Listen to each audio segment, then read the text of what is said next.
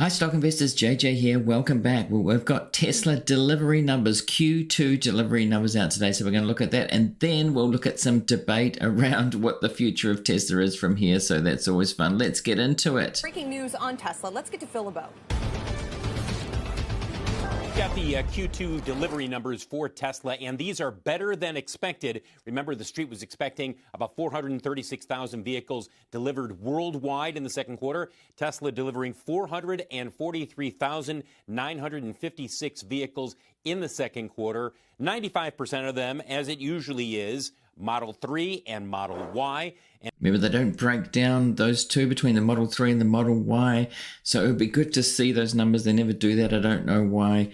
And also, these estimates are just for the quarter, mind you. So, these programs, financial media, it's just incrementally, not thinking about the bigger picture. We have to say that the deliveries are actually down 5% still year on year. So even though it's a beat here, it's still down year on year. And so this is much better than was expected. Production coming in at 411,000 vehicles, 410,831 to be exact. So again, the reason you're seeing shares move higher, this is a better than expected number for the second quarter. Earlier today, we got shares moving up there. I think it ended up something like 10% on the day last time I saw it at the end of the day there. Tesla's China numbers, and that had a few people a little bit nervous. Remember, China is the world's largest EV market, and therefore you want to watch it closely because it's such a big part of Tesla's overall sales around the world. In June, sales totaled 71,007 vehicles, down 24%. Down 24% for that. That's quite a dip there. I mean, that's being... Elon Musk was talking about short sellers today. I saw a tweet from him about short sellers and warning short sellers. And so he's a master at diverting attention on. And why was he tweeting that on delivery day? 4% year over year for the second quarter. Tesla is in China, a little over 200,000 vehicles delivered. And I want to show you where Tesla is relative to BYD, because BYD's Q1 sales of electric vehicles, and we're not talking hybrids, pure electric vehicles, so you can compare those with Tesla. They came in at 426,000 vehicles. So Tesla still remains number one worldwide. And there you see VW, GM, and Geely as well. And in terms of annual sales, I'll be curious what this does to the estimate of what analysts are expecting for the full year. Right now, it's come down to 1.82 million vehicles expected to be delivered this year by Tesla. Okay, this is an interesting table actually. 18% Tesla global Q1 EV market share. 18% for Tesla. BYD so close to that, 16%. Remember a few years ago when Elon Musk was laughing at BYD in the way that he does, and now they're really neck and neck, and VW way back in 7%, GM 6%, Geely 5%. So this is not overall market for all vehicles, but considering that it is going to transition to EVs, or at least I think that anyway, this is an interesting table that where BYD and Tesla really becoming, if you think of EVs being the main car, really becoming the leaders here. For a point of reference, it was 1.81 million last year, so essentially flat. Do analysts now say, okay, maybe we're starting to see some momentum here? Maybe we raise the full year delivery estimate.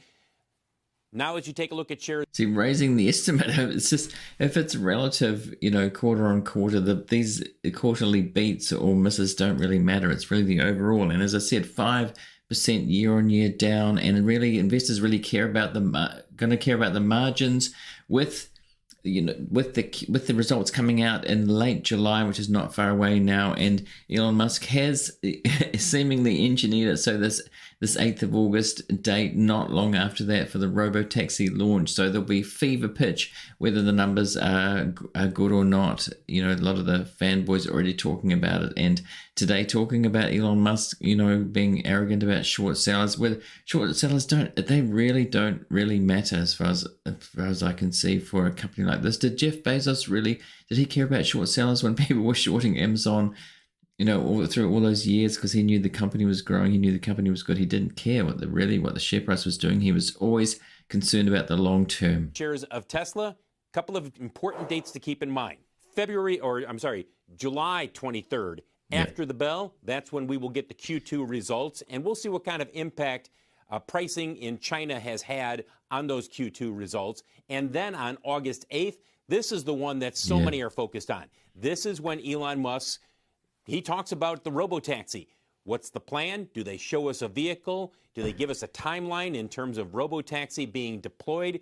Geofenced areas all over the place. Tons of questions surrounding what they're going to say about the robotaxi. That comes up on August 8th. But again, yep. So that's really the narrative of the robotaxi. We haven't seen anything yet, but there's a lot of Tesla supporters there, already really keen on that. Just as it's talking as if it's going to happen, and the numbers. If you look at ARK's analysis of things that don't exist yet, is a huge analysis. 63% of a 1.2 or $3 trillion market for robotaxis when there's $0 being made from it. I mean, it's amazing. I mean, this is not financial advice from me here. I'm not recommending buying or selling stock based on anything. It's just for entertainment and general education purposes only. You need to do your own work. Okay, let's move to this debate and see what we've got here. More reaction to Tesla's delivery numbers and the road ahead. Let's bring in Tim Higgins. He's business columnist at the Wall Street Journal, also a CNBC contributor and author of Power Play, Tesla, Elon Musk, and the Bet of the Century. Also with us, George Gianarikas is an analyst at Canaccord Genuity. George, these delivery numbers are better than you expected. Looks like some of those big inventory numbers are being worked down here, but there's still questions about demand and supply from the Chinese makers out there. So what keeps this stock moving in this positive direction? Well, thanks for having me on. And we think the really important metric from a stock perspective is to watch year-over-year growth trends. If our numbers are right over the next couple of quarters and next couple of years, the year-over-year growth in earnings and non-GAAP earnings and revenue likely bottomed in the first quarter. And if you pay attention to what the stock... Okay, talking about bottoming. So just remember a few years ago, if you've been following this, that, a lot of people were saying 50% growth indefinitely for Tesla, and it's pretty much become a no growth company at the moment, and it's proven to be cyclical, just like the auto industry so far. Can they get around that by having, not autos? People say it's not a car company. It's not. They've got lots going on, but the vast majority is autos. So it is being cyclical to do with autos there. From and margins going down. Can they get the margins up? Stock's done. It probably bottomed in the first quarter. And what gives us a little bit of conviction that they probably will hit that 1.8 number and likely grow into next year is that they've promised to release new vehicles. We don't know what they'll look like towards the end of this year and into early next year. So that gives us some confidence and hope that they can continue that growth trajectory over the next several quarters. Tim, how important is the premium end to Tesla right now versus that low end where they're facing this challenge from Chinese makers? And I don't know if they're going to have the same kinds of help from the government, either in the forms of tariffs or incentives to keep them moving vehicles versus this new challenger.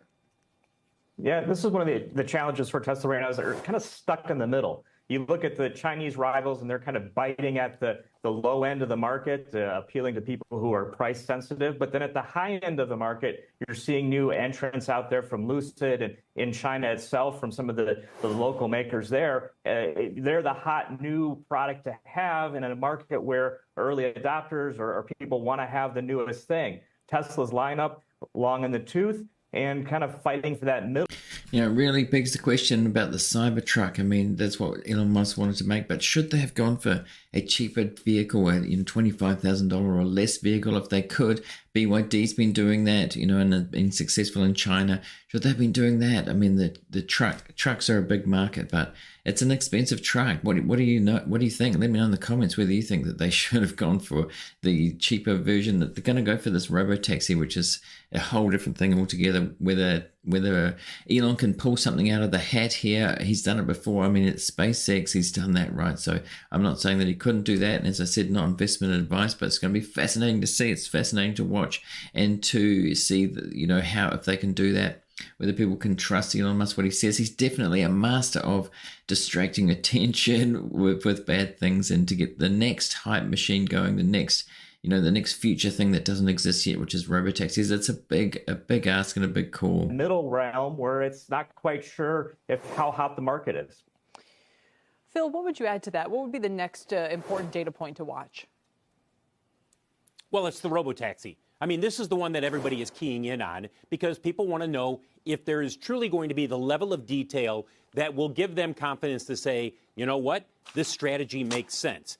On paper, what Elon Musk has said, whether you go back to the last earnings call or previously, on paper, it makes 100% sense in terms of what he wants to do. But the reality is getting robotaxi up and running and truly having an impact in terms of saying, okay, we have a fleet out there and it's X 100,000 or, you know, however many vehicles and seeing some trajectory. That's what people want to see. So August 8th is really what people are focusing on, Kelly, because if it's another case of, well, we think we're going to be able to get this, but we don't have a whole lot of specificity, I think it's going to be a disappointment. Yeah, and so it is narrative, focused on the narrative. Now, Ben Graham, going way back, he talked about the market as a short-term a voting machine and long-term a weighing machine. You know, weighing machine, Tesla has done well over the time, although the last couple of years haven't been so good in terms of the weighing machine. But Elon Musk has been a master of keeping this, you know, the voting machine going year after year with new things. And can he pull his rabbit out of the hat with robotaxis on the 8th of the 8th, and what will the earnings be like? It is a fascinating story, fascinating as it goes along. So let me know in the comments what you think of that. Will he be able to do that? Now I'm going to put a link on the screen to a video that YouTube thinks that you should watch next. It might be one of mine, it might be not. And also subscribe to this channel, relatively new channel, if you want to get more of this kind of content in the future. And thanks to everybody for watching, and I'll see you in the next one.